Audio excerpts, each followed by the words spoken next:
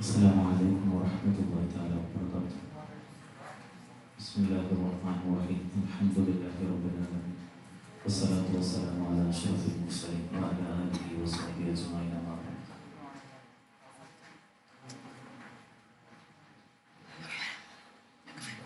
കുറേയൊക്കെ അവളോട് എന്നെ ചേർന്ന് ഓലെ എന്നെ ആക്കിയ സ്ഥാപനം ഓലെ ജ്യേഷ്ഠ സ്ഥാനത്തിലെ വിദ്യാർത്ഥികളും പറഞ്ഞു എന്തൊക്കെയാണ് ഓരോ മാറ്റങ്ങൾ എന്നുള്ളത്. സദ പറഞ്ഞ പോലെ കഴിഞ്ഞ വർഷവും ഞാനായിരുന്നു ജഡ്ജ്മെന്റിന് വന്നത്. ഈ വർഷവും സ്ഥാപനത്തിന്റെ ക്ഷണം ഉണ്ടായിരുന്നു. അങ്ങനെയാണ് ഇവിടെ എത്തിയത്. കഴിഞ്ഞ കൊല്ലം മുതൽ ഇക്കൊല്ലം ഒരു കൊല്ലത്തിന്റെ ഇടവേളയിൽ ഞാനും യുവതിലൊരാളായി മാറിയതുപോലെ എനിക്ക് തോന്നുന്നു. അതിൻ്റെ സ്വരങ്ങളായിരിക്കും ടി പി ഉസ്താദ് ഉച്ചരിച്ചത്. അത്രമാത്രം ഇണങ്ങിച്ചേർന്നവർ മാത്രമേ അങ്ങനെ പറയാറുള്ളൂ, അല്ലെങ്കിൽ ആർക്കും അറിയാറില്ല.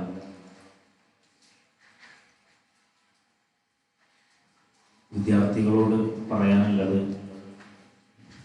ഒരുപാട് മാറ്റങ്ങൾ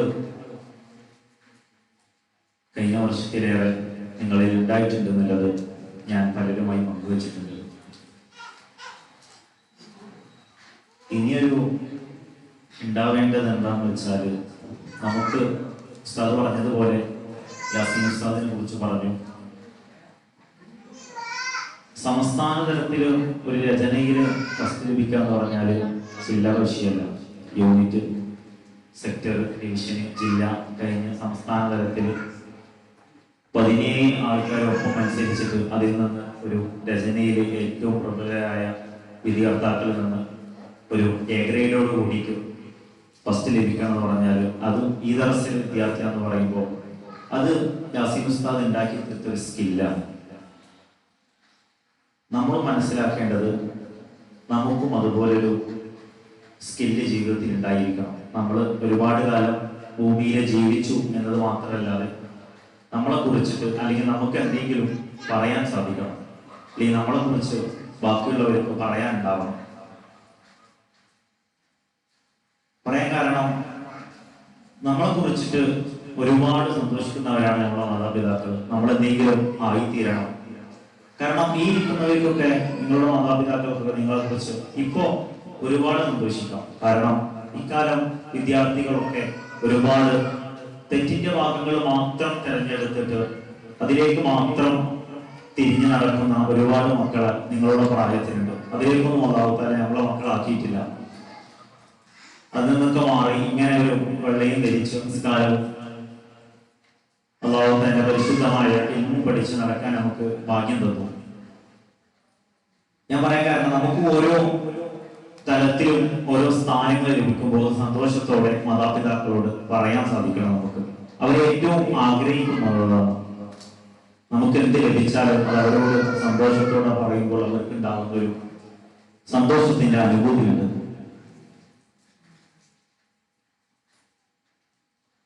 യാസീൻ ഉസ്താദിന്റെ ആ ഒരു ഫസ്റ്റിന്റെ സ്ഥാനം ലഭിച്ചിട്ട് യാസീൻ ഉസ്താദ് ഒരു അനുഭവത്തിന്റെ കുറിപ്പ് ഞാൻ അവസാനമായിട്ട് വെച്ചു. യാസീൻ ഉസ്താദ് ആ കുറിപ്പിന്റെ അവസാനം എഴുതിയിരിക്കണം. ആ ട്രോഫിയുമായിട്ട് ഉമ്മാന്റെ അടുത്ത് ചെന്നിട്ട് ഉമ്മാനോട് പറഞ്ഞു, ഉമ്മാന്റെ പ്രാർത്ഥന ഫലമായിട്ടാണ് എനിക്ക് ഈ സാധനം കിട്ടിയിട്ടുള്ളത്.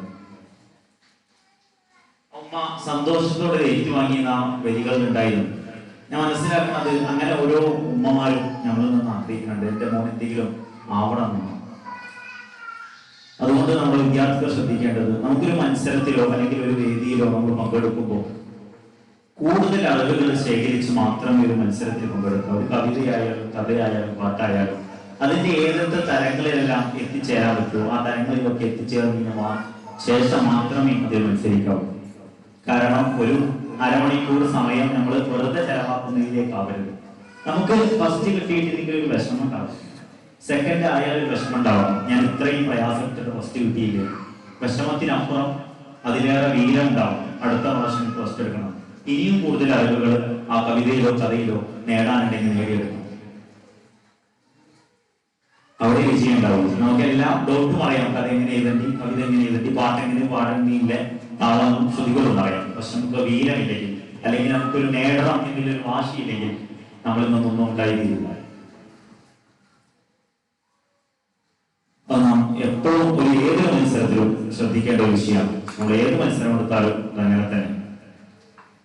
നമ്മൾ ഏത് മത്സരത്തിൽ പങ്കെടുക്കുകയാണെങ്കിലും ആ മത്സരത്തിനെ കുറിച്ചിട്ട് ഒരുപാട് അറിവുകൾ ആരിൽ നിന്ന് നമ്മൾ ശേഖരിക്കാൻ പറ്റുക, അവരിൽ നിന്നത് ശേഖരിച്ചിട്ട് അതിലേക്ക് നമ്മൾ അതൊക്കെ അറിവാണ്.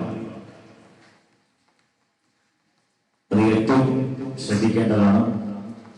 പിന്നെ ഒരുപാട് കാര്യങ്ങൾ നമ്മളോട് പറഞ്ഞതാണ്, കൂടുതൽ നമ്മളോട് പറയാനില്ല. കാരണം ഞാൻ നിങ്ങളിൽ ഇറങ്ങിച്ചേർന്നതുകൊണ്ട്, നിങ്ങൾ എപ്പോഴും ഞാനുമായി ബന്ധപ്പെടുന്നതുകൊണ്ട് ഒരുപാട് കാര്യങ്ങൾ പറയാനുള്ള വേദിയായി ഞാനത് കൂട്ടുന്നില്ല. പിന്നെ ഇങ്ങനൊരു വേദിയിലുള്ളത് ഞാൻ ഒരുപാട് സ്ഥലത്ത് വിതരണത്തിന് പോയിട്ടുണ്ട്. പക്ഷെ ഇങ്ങനൊരു വേദി എന്ന് പറയാൻ ഒരുപാട് വലിയ സ്ഥാപനങ്ങളൊക്കെ ഉണ്ട്. 10-20 മക്കൾ പഠിക്കുന്ന സ്ഥാപനത്തിൽ ഇങ്ങനെ ഒരു സിസ്റ്റമാറ്റിക് ആയ ഒരു സാധനം ഞാൻ കണ്ടിട്ടില്ല. കാരണം ഈ മാതാപിതാക്കളെ കണ്ടിട്ടാണോ അല്ലെങ്കിൽ ഇതുമായി ബന്ധപ്പെട്ടവരെ കണ്ടിട്ടാണോ, ലൈവുകൾ ഉണ്ടെങ്കിലൊക്കെ പരമാവധി എല്ലാ സ്ഥാപനത്തിലും കുറവാണ്. കാരണം അതിന് അത്യാവശ്യം ചെലവുണ്ട്. സിസ്റ്റമാറ്റിക് ആയിട്ട് ഒരു സാധനം കൈകാര്യം ചെയ്ത് പോകണമെങ്കിൽ എത്രമാത്രം ചെലവുണ്ട്, എത്രമാത്രം തല കൊടുക്കണം. നമ്മൾ ഓരോ മത്സരങ്ങൾക്കും ഓരോ പോസ്റ്ററുകളും ഓരോ കാര്യങ്ങളും സിസ്റ്റം വഴി തന്നെ മുന്നോട്ട് പോകുമ്പോൾ ഇക്കാലത്തിനോട് ഈ കുറച്ച് വിദ്യാർത്ഥികൾ വെച്ച് നമ്മുടെ സ്ഥാപനം എത്രയോ വളർന്നിട്ടുണ്ട്. ഉസ്താദ് പറഞ്ഞതുപോലെ ഓരോന്നിനും അവസരങ്ങൾ കൂടുതലാണ്. നമ്മൾ ചേർത്ത് വെച്ചിട്ട് അതിന്റെ ഉള്ളിൽ നിന്ന് നമുക്ക് എന്ത് സാധിക്കാൻ കഴിയുമോ നമ്മൾ കാണിച്ചു കൊടുക്കണം. പിന്നെ ഉസ്താദ് പറഞ്ഞത് ഈ ഒരു സ്ഥാപനത്തിനെ കുറിച്ചിട്ട് ഞാൻ ഈ ഒരു വർഷം ഇതിനോട് ചെയ്യുമ്പോൾ എനിക്ക് പറയാനുള്ളത്, ഇതിങ്ങനെ ആവുന്നതൊക്കെ ഈ രക്ഷിതാക്കളെ കൊണ്ടാണെന്ന് ഞാൻ മനസ്സിലാക്കുന്നുണ്ട്. ഈ രക്ഷിതാക്കളുടെ അത്രമാത്രം ചേർന്ന് നിൽപ്പാണ് ഇതിനുള്ള ഒരു കാരണമെന്ന്. കാരണം ഒരു സ്ഥാപനമാവുമ്പോൾ മറ്റു സ്ഥാപനങ്ങളാവുമ്പോൾ അതിന് ഒരുപാട് ആൾക്കാരുണ്ടാവും, അതിന്റെ മേലധികാരികൾ. അവർ പറയുന്നതനുസരിച്ച് അതിന്റെ നീക്കുപോക്കുകൾ ഉണ്ടാവുകയുള്ളൂ. അപ്പം ഇവിടെ എന്ന് വെച്ചാൽ ഈ ഒരു വിദ്യാർത്ഥികളും ഉസ്താദും രക്ഷിതാക്കളും ചേർന്നതാണ് ഈ സ്ഥാപനം. ഞാൻ പലരുടെ വാക്കുകളിൽ നിന്നും കേട്ടിട്ടുണ്ട്. അവരോട് പറഞ്ഞിട്ട് അവരോട് സംസാരിച്ചിട്ട് പറയുന്നുണ്ട്. ഇടയ്ക്ക് ഉസ്താദിന്റെ സംസാരത്തിൽ ഞാൻ വിദ്യാർത്ഥികളോട് പറയുമ്പോൾ ഞാനൊക്കെ ശ്രദ്ധിക്കലുണ്ട്, ഉസ്താദാണോ എന്നിൽ നിന്ന് മാറിയിട്ട് അവരിലേക്ക് ഇറക്കി ചെന്നിട്ട് ഉസ്താദ് കുറെ കാര്യങ്ങളോട് പറയലുണ്ട്. അതൊക്കെ ഇപ്പോഴത്തെ കാലത്ത് കുട്ടികൾക്ക് കിട്ടാൻ പറ്റുന്ന ഏറ്റവും വലിയ നിരാശമാണ്. യാസിൻ ഉസ്താദ് പറഞ്ഞതുപോലെ ഞാനും കണ്ടതിൽ ഏറ്റവും ഒരു വ്യത്യസ്തമായ ഉസ്താദാണ്. ഏത് വിഷയത്തിലായാലും ഏതൊരു കാര്യത്തിലും കൈകാര്യം ചെയ്യാനും വിദ്യാർത്ഥികളെ ഇറങ്ങിച്ചെല്ലാൻ കിട്ടുന്നതാണ്. അതുകൊണ്ട് വിദ്യാർത്ഥികളായാലും രക്ഷിതാക്കളായാലും ഈ ഒരു ദർസിനോട് വലിയ കടപ്പാട് നൽകിട്ട് ഈ ദർസിന്റെ ഒരു സ്കില്ല് പുറത്ത് കാണിക്കൽ ഈ വിദ്യാർത്ഥികളുടെ ഏറ്റവും വലിയ ഒരു ബാധ്യതയാണെന്ന് ഞാൻ പറയാം. പ്രത്യേകിച്ചൊന്നും പറയാനില്ല. നിങ്ങളെല്ലാവരുടെ ദുആയിലും ഈ ഇതിനെ ഉൾപ്പെടുത്തണം എന്ന് മാത്രം ഓർമ്മപ്പെടുത്തി. അസ്സലാമു അലൈക്കും വറഹ്മത്തുള്ളാഹി.